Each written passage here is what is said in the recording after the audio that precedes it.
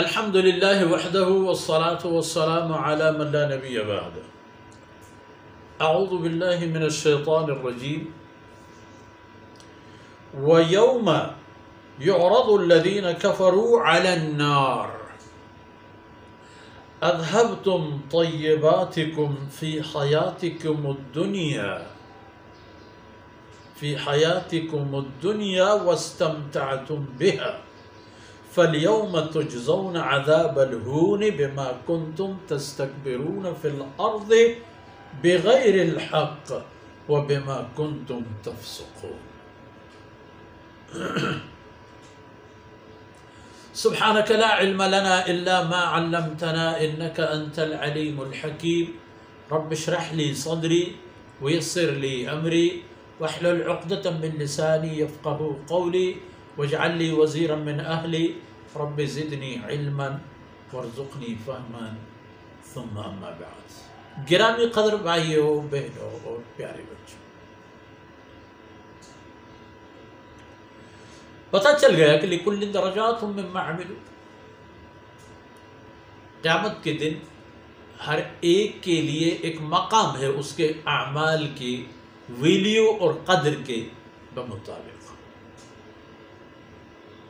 Value جنتی ہے تو جنت، جہنمی ہے تو جہنم. جنت میں کون سا مقام وہ بھی، جہنم میں کون سی جگہ وہ بھی.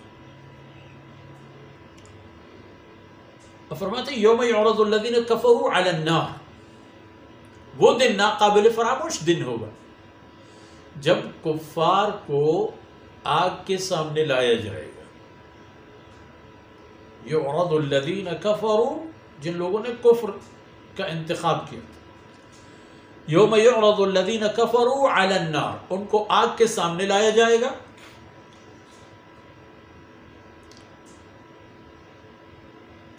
اور بعض روایتوں میں ہے کہ آگ ان کے سامنے لایا جائے گا، کوئی فرق نہیں پڑتا.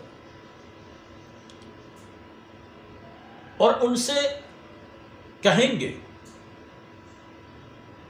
اذهبتم طیباتکم فی حیاتکم الدنیا،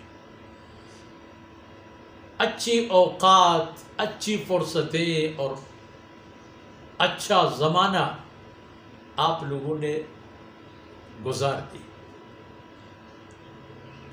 کہاں؟ فی حیاتکم الدنیا، دنیا میں جو زندگی ملی تھی اس زندگی کے اندر عیش و عشرت کے جتنے بھی مواقع تھے وہ آپ لوگوں نے نمٹا دیے، آپ لوگوں نے گوا دیے، کر کے آ گئے. ان سے آپ لوگ لطف اندوز ہو گئے، لذتیں حاصل کی، وہ بات ختم ہو گئی. اب اذهبتم طیباتکم فی حیاتکم الدنیا واستمتعتم بها، اور اس سے لطف اندوز بھی ہو گئے. عیش و عشرتوں کے جو جتنے مواقع میسر تھے ان سے اپنا کام کیا. اب کیا بات، اب معاملہ کیا ہوگا؟ فَالْيَوْمَ تُجْزَوْنَ عَذَابَ الْهُونِ. اب جہاں تک آج کی بات ہے،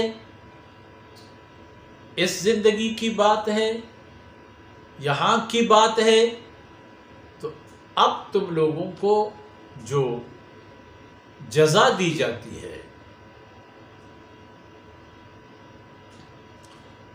وہ جزا عذاب الہون ہے. ایسی عذاب جو رسوا بھی کر دے. ایک تو عذاب کی اپنی تکلیف، اور دوبارہ اس کی یہ حیثیت کہ وہ اس انسان کو ذلیل بھی کر دے خلائق میں، کیونکہ سب کے سب ایک دوسرے کے سامنے ذلیل و رسوا ہوں گے.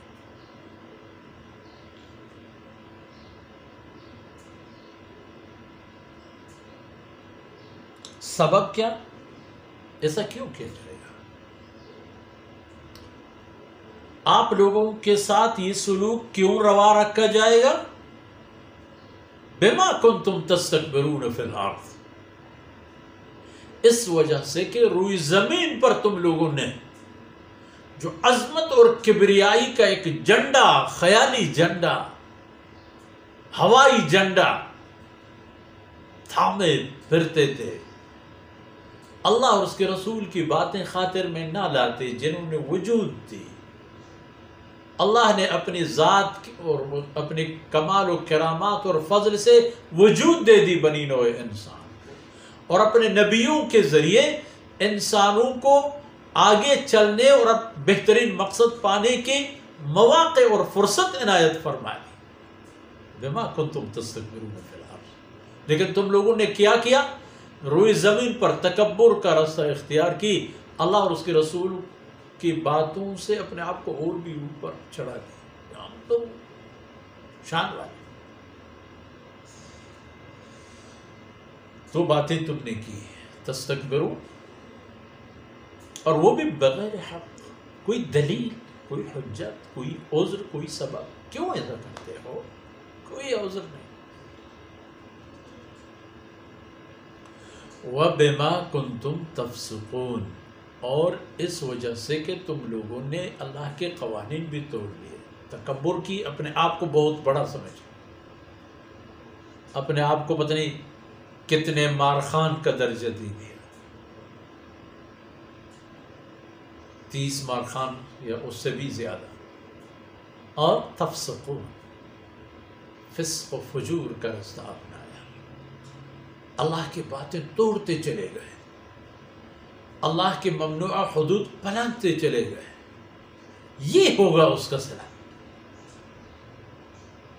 ان تمام اعمال کا مجموعہ اور خلاصہ یہی نکل گیا کہ الیوم تجزون عذاب الہون، آج تمہیں عذاب مل جائے گی، عذاب ایسی کہ جو رسوا بھی کر دے تمہیں جہنم کے اندر۔ اس لیے اگر دیکھا جائے یہ فرمودات الہی ہمیں ابھی مل رہے ہیں، موقع ہے، فرصت ہے کہ انسان اپنا رخ تبدیل کرے، اپنی جہت درست کرے، اپنی سمت درست کرے، اور اللہ اور اس کے رسول کے رستوں پر چلنے والا بن جائے۔ جو اللہ اور اس کے رسول کے رستوں پر چلتے ہیں ان کی جگہ یہ نہیں ہوگی، ان کے لیے جنات و نعیم مقیم۔ اور ان باتوں کے ساتھ ہی آج کی معروضات اختتام پذیر ہوتی ہیں۔